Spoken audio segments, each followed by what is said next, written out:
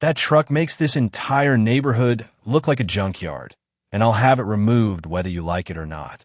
That was the first sentence Victoria Langford ever said to me, standing there in her pressed blazer, heels grinding into my gravel like she already owned the ground beneath my boots. Before we go any further, comment where in the world you're watching from, and make sure to subscribe because tomorrow's story is one you don't want to miss. My name is Daniel Hayes. I'm 49 years old, and I moved to that quiet Texas subdivision for one simple reason: peace.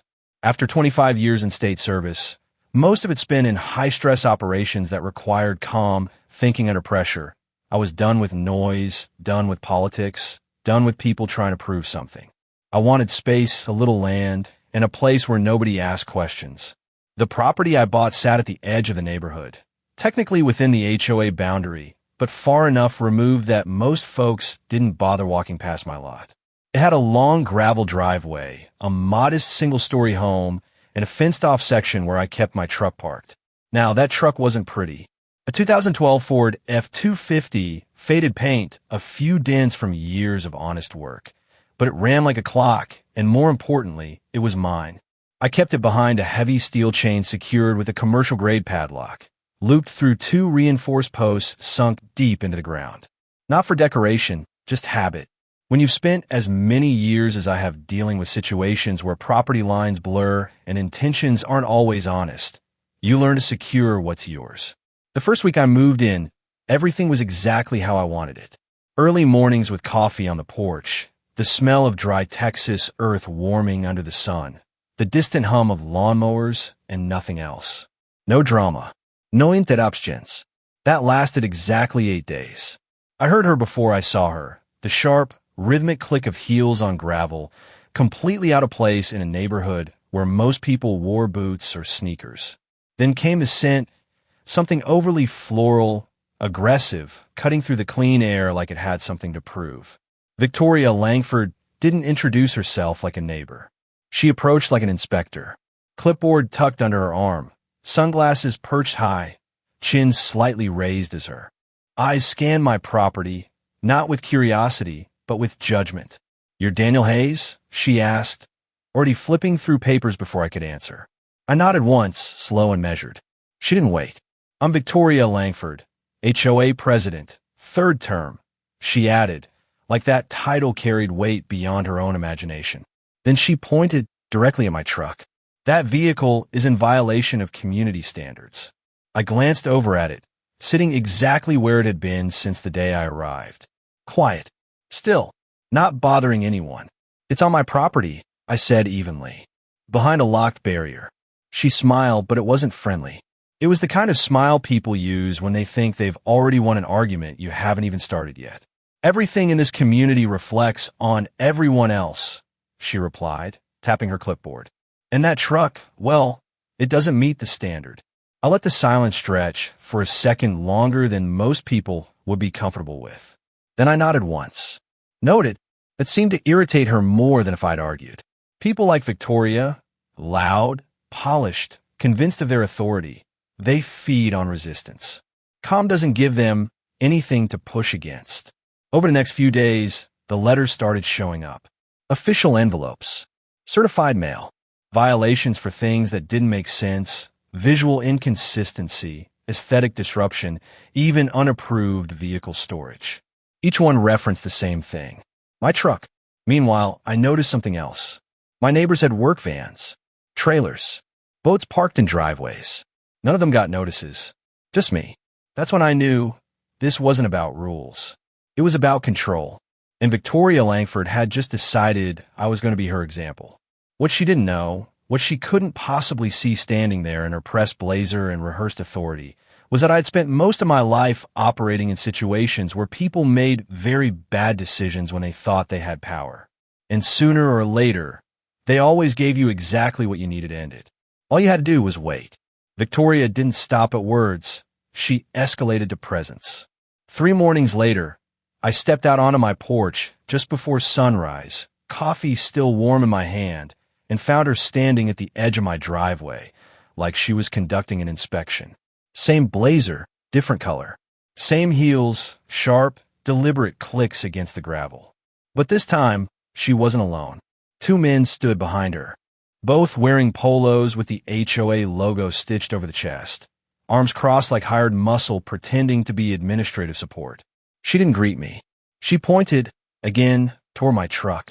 "We've conducted a community review," she said, voice carrying that polished authority she liked to perform. "And it's been determined that your vehicle constitutes a non-compliant fixture." I took a slow sip of coffee, letting the silence stretch. "A fixture," I repeated. "Yes," she said, flipping a page on her clipboard. "It's been stationary for over 7 consecutive days. That reclassifies it under our enforcement guidelines." I glanced past her at the two men. One avoided eye contact. The other looked mildly uncomfortable, like he'd signed up for landscaping and ended up in something else entirely. "It moves," I said calmly. "Just not on your schedule." That hit a nerve. Her jaw tightened, just slightly, but enough. "Mr. Hayes," she said, stepping closer, lowering her voice like she was offering me a favor, "this doesn't have to become a formal issue." There it was, the shift. Not about rules, about pressure. "You remove the vehicle," she continued, "and we can consider this resolved." I set the coffee down on the porch railing, slow and deliberate. No, just one word. No volume. No emotion. Just final. The kind of answer people like Victoria don't know how to process. She stared at me for a second longer than necessary, recalibrating. Then she straightened up, turned slightly toward her two assistants, and nodded. One of them stepped forward, pulling out a tablet, started taking photos. My truck, the chain, the posts, every angle, documenting something they didn't understand. I watched quietly, hands resting on the railing. No interruption, no protest. That seemed to frustrate her more than anything. "We'll be moving forward with corrective action," she said, loud enough for the neighbors 2 houses down here. "A performance now, audience included." I gave a small nod. "You do that." She lingered for a moment, clearly expecting something more, a reaction, an argument, anything she could push against. When it didn't come, she turned sharply, heels grinding into the gravel as she walked back to her SUV. The engine started before the door even closed. Over the next week, the pattern changed.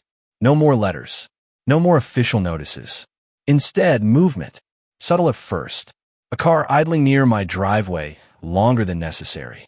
Different vehicles, different times of day, but always the same angle, line of sight to my truck. One afternoon, I stepped outside to grab a tool from the shed and caught a man across the street pretending to check his phone while holding it just a little too steady, lens pointed directly at my property. I didn't confront him. Didn't need to.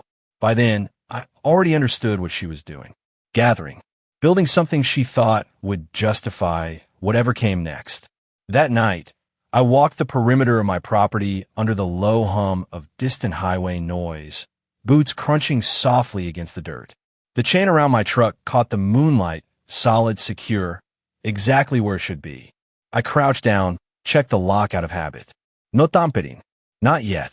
Then I stood there for a moment, hands in my pockets, breathing in that dry Texas air, and thinking. People like Victoria don't stop. They escalate. Slowly, then all at once. And when they cross the line, they don't do it halfway. They commit. That's what I was waiting for. Back inside, I pulled a small case from the hall closet, unremarkable matte black, the kind of thing most people would overlook. Inside, equipment I hadn't needed in a long time, but maintained out of habit. I set on the kitchen table, opened it carefully. Compact cameras, motion sensors, wireless transmitters. Nothing flashy, just reliable. Precise. I worked quietly, methodically, installing coverage points around the driveway, angling each lens to capture exactly what mattered. No more, no less. The chain, the lock, the truck, entry points, exit paths. By the time I was done, there wasn't a single approach to that vehicle that wouldn't be recorded in perfect clarity. I powered everything on, checked the feeds, clean, stable. Then I sat back in the chair, folding my hands together, watching the live monitor as the empty driveway sat still under the porch light. Victoria Langford thought she was building a case. She thought she was applying pressure, tightening the screws until I folded. But what she didn't understand, what people like her never do, is that pressure works both ways. And the moment she decided to act, the moment she crossed from intimidation into action, that's when everything would change. All I had to do was let her make the first real move. The shift happened on a Thursday afternoon. Quiet, almost forgettable if you didn't know what to look for. Victoria didn't show up in person this time. No heels on gravel, no clipboard theatrics. Instead, a single envelope appeared at the edge of my driveway, tucked neatly against the chain like it belonged there. No certified mail, no official seal, just a plain white envelope, deliberate. I let it sit there for a full hour before picking it up. Patience matters, especially when someone's watching to see how you react. Inside was a printed notice, stripped of all the usual HOA formatting. No letteridad, no legal references, just a direct statement. Final compliance opportunity. Vehicle removal scheduled pending owner cooperation. And at the bottom, handwritten this time, don't make this harder than it needs to be. That was new, personal, less about procedure, more about control. I stood there for a moment, turning the paper between my fingers, then let out a quiet breath, like someone weighing their options, like someone considering giving in. Because that's exactly what she needed to see. That evening, right around sunset when the light hits just low enough to stretch shadows across the driveway, I made my move. I walked out slowly, deliberately, and unlocked the chain. Not all the way, just enough to make it look like I was preparing to remove it. I left the lock hanging loose, resting against the metal link instead of secured tight. A small detail, but one that wouldn't go unnoticed by anyone watching closely. Then I dragged a toolbox out near the truck, popped it open, and sat there for a while, just staring at the engine like I was trying to figure something out. From the outside, it looked like hesitation, uncertainty, a man finally realizing he might be in over his head. Exactly the image Victoria needed. The next morning, the first sign at work came subtle, almost too subtle. The same sedan that had been idling across the street earlier in the week returned, parked at a slightly different angle this time. Closer, better view. I stepped out onto the porch, coffee in hand, and made sure to pause just long enough to let them see me notice the chain hanging loose. Then I shook my head like I was frustrated, like I was losing ground. That afternoon, Victoria came back. No entourage this time. No performance. Just her. She walked straight up the driveway without announcing herself, stopping a few feet from the truck, eyes locked on the chain. I stayed on the porch, watching her, not confronting, not inviting, just present. "Looks like you're finally coming to your senses," she called out, voice carrying just enough to sound casual, but not enough to draw attention. I didn't answer right away. Let the silence sit there, uncomfortable, uncertain. Then I stepped down slowly, wiping my hands on a rag like I'd been working. "I've been thinking about it," I said, tone quieter than before. Less certain. "Good," she replied, stepping closer to the chain, nudging it lightly with the tip of her shoe. "Testing. Because this situation, it's reached a point where we're prepared to take action." I nodded, looking past her instead of at her. "I don't want any trouble." That line landed exactly how I expected. Her posture shifted, subtle but unmistakable. Shoulders relaxed, chin lifted just a little higher. That quiet confidence of someone who believes they've broken resistance. "Then we're on the same page," she said smoothly. "Give it another day. Remove it yourself, and we can avoid escalation." I gave a small, almost reluctant nod. "Yeah, okay." She lingered for a second longer, scanning the setup one more time. The loose lock, the exposed chain, the open toolbox. Then she turned and walked back toward her SUV, heels softer this time, less forceful. Victory changes the way people move. Over the next 24 hours, I made sure to stay consistent. No adjustments to the cameras. No changes to the setup. I even left the chain exactly as it was, unsecured, vulnerable, inviting. That's the part most people don't understand about situations like this. You don't force the mistake. You create the conditions where the other person believes it's safe to make one. And Victoria Langford, confident, impatient, convinced of her own authority, was exactly the kind of person who would take that step once she believed the resistance was gone. That night, I sat in the darkened living room, the only light coming from the monitor on the table. For camera feeds. 4 angles. Every inch of that driveway covered. The chain sat there in perfect stillness, the truck behind it like a prize waiting to be claimed. Hours passed. Quiet. Still. Then, just after 5:30 a.m., before sunrise, when most people are still asleep and the world feels just a little less watched, a pair of headlights rolled slowly into frame. I leaned forward slightly, eyes narrowing as the vehicle came to. A stop just outside the edge of the camera's view. The engine cut. Silence returned, but it felt different now. Heavier. Anticipation settled into the room as a car door opened, soft, controlled. Then footsteps. Slow. Confident. Approaching the chain. I didn't move. Didn't blink. Because right there in that moment, Victoria Langford believed she was about to take something that didn't belong to her and get away with it. The first thing that caught the light wasn't her face. It was the steel. A pair of bolt cutters, heavy duty, angled low in her hand like she'd done this before or at least rehearsed it enough to feel confident. Victoria stepped fully into frame. No hesitation, no second thoughts, just that same controlled arrogance she carried like armor. She didn't even look around at first, didn't check for witnesses, didn't scan the property like someone worried about consequences. That's the thing about people who've gotten away with bending rules for too long. They stop believing there are any. I sat in the dark, the monitor casting a pale glow across the room, watching every angle feed in real time. The chain, the lock, her hands, every detail sharp enough to stand up in any courtroom in the country.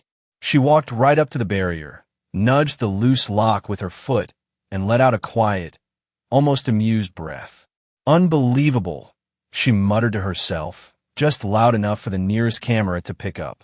All this over a piece of junk. Then she crouched.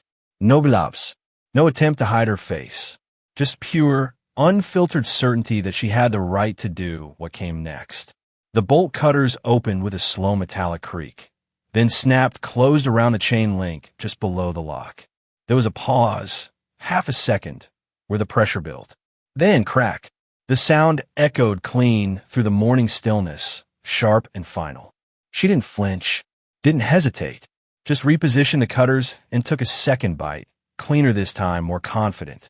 Another crack, and the chain gave way completely, falling slack against the gravel. That was it. The line crossed. No ambiguity, no gray area.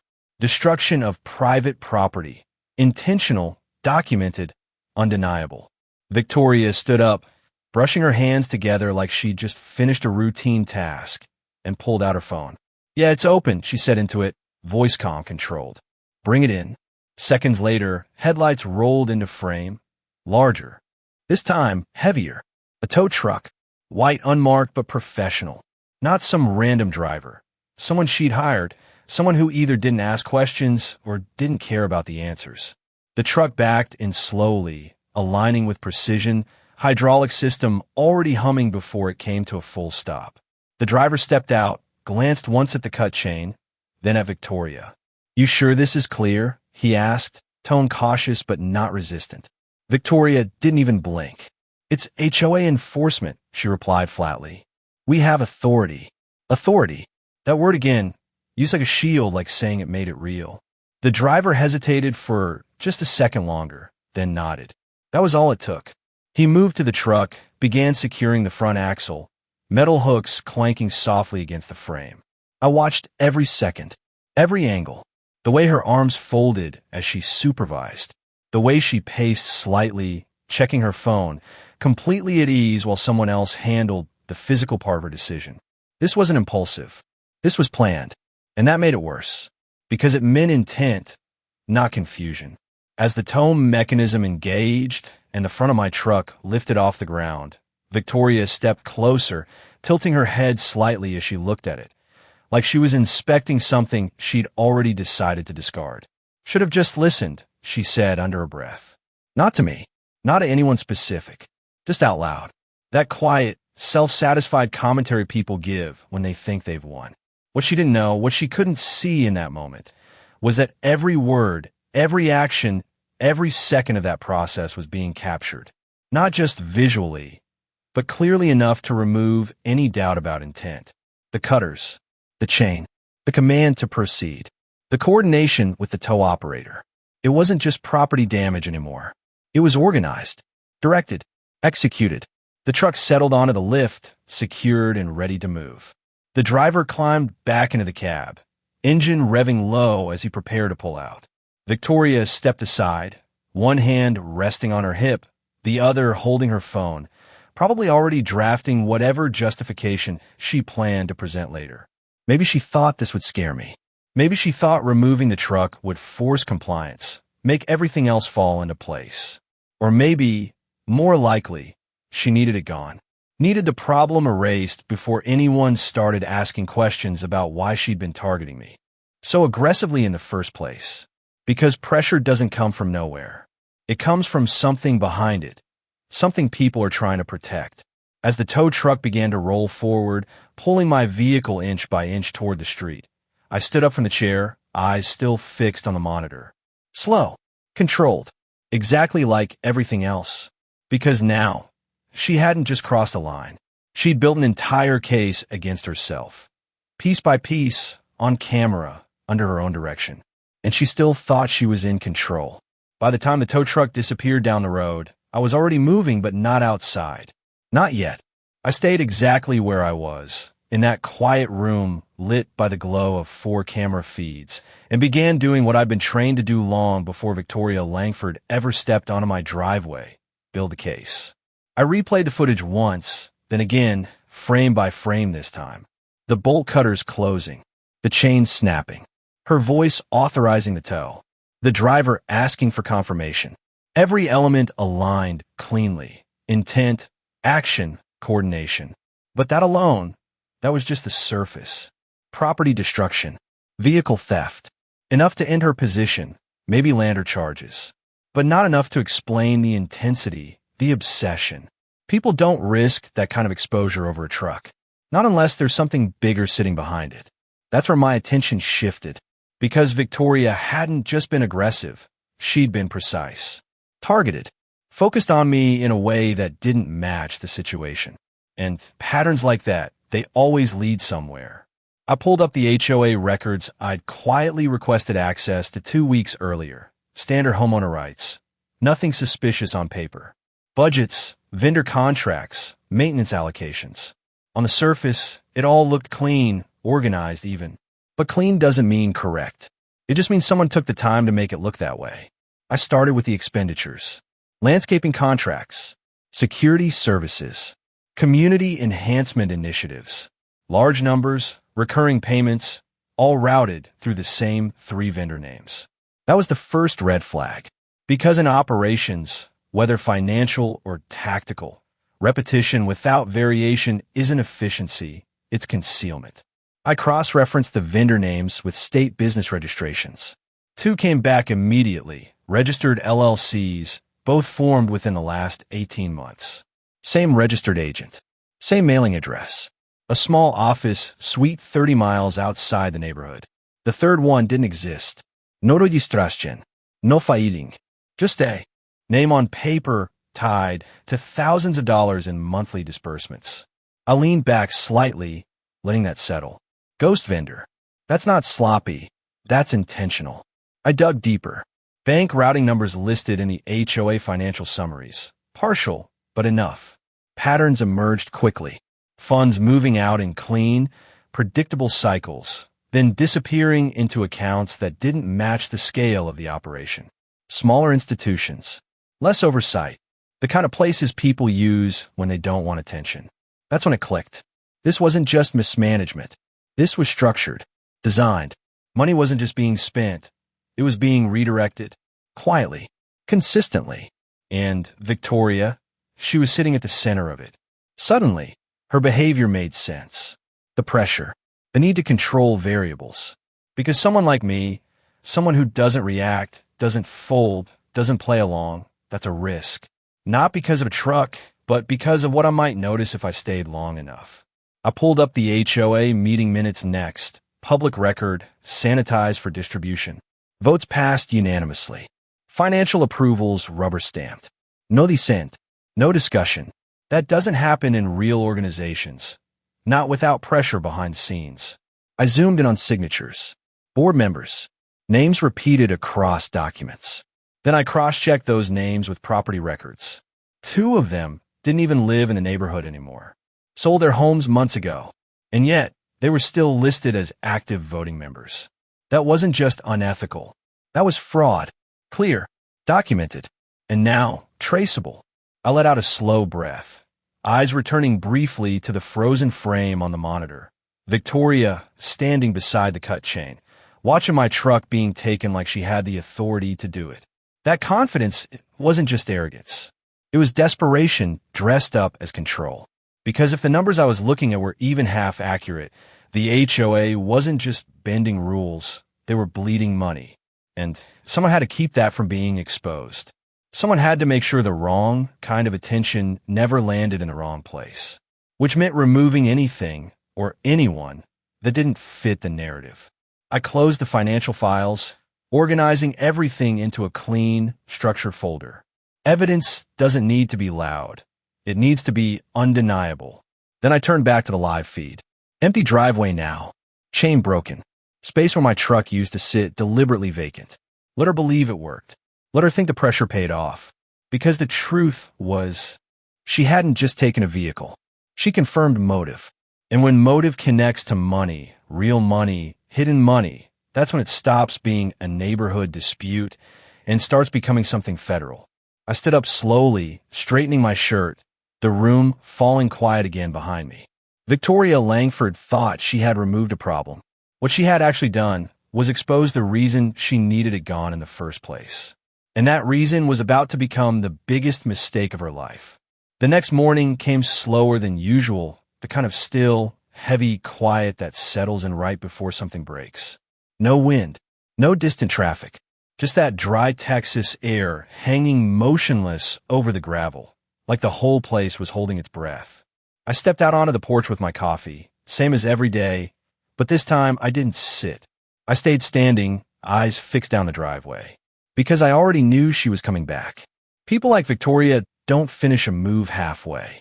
They come back to admire it, to reinforce it, to make sure everyone understands exactly who's in control. Right on schedule, her SUV rolled in, slow, deliberate, tires crunching against the gravel like a signature.